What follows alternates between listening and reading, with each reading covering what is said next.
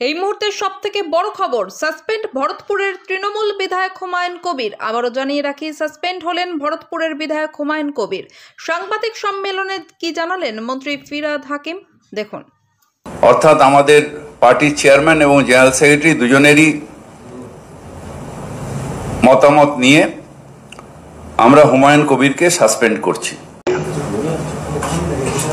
আমাদের বিদ্যুৎ মন্ত্রী আকরুজ্জামান সাহেব, যিনি মুর্শিদাবাদের এমএলএ, এবং নিয়ামত শেখ সাহেব, উনিও মুর্শিদাবাদের এমএলএ, চেয়ারম্যান মুর্শিদাবাদ যে জেলা, যেটা আমাদের সাংগঠনিক জেলা, তার চেয়ারম্যান। আমাদের তৃণমূল কংগ্রেস ধর্ম নিরপেক্ষতায় বিশ্বাসী। আমরা বিশ্বাস করি ধর্ম যে যার, উৎসব সবার।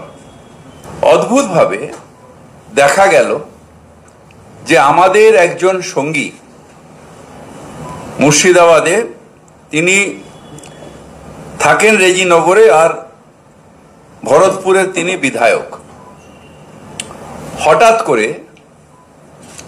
বাবরি মসজিদ তৈরি করব কেন? আমাদের আবার 6 তারিখেই বা কেন? আমাদের সিদ্ধান্ত হচ্ছে হুমায়ুন, আমাদের যে শৃঙ্খলা রক্ষা কমিটি, এর আগে 3 বার আমরা ওনাকে সতর্ক করেছিলাম। এখন আবার উনি এইটা করছেন। আমরা পার্টির ঊর্ধ্বতম নেতৃত্বের, অর্থাৎ আমাদের পার্টির চেয়ারম্যান এবং জেনারেল সেক্রেটারি দুজনেরই মতামত নিয়ে আমরা হুমায়ুন কবিরকে সাসপেন্ড করছি। হুমায়ুন কবিরকে আমরা সাসপেন্ড করছি দল থেকে। দলের সাথে তার কোনো সম্পর্ক থাকবে না, দলের সাথে তার কোনো সম্পর্ক থাকবে না।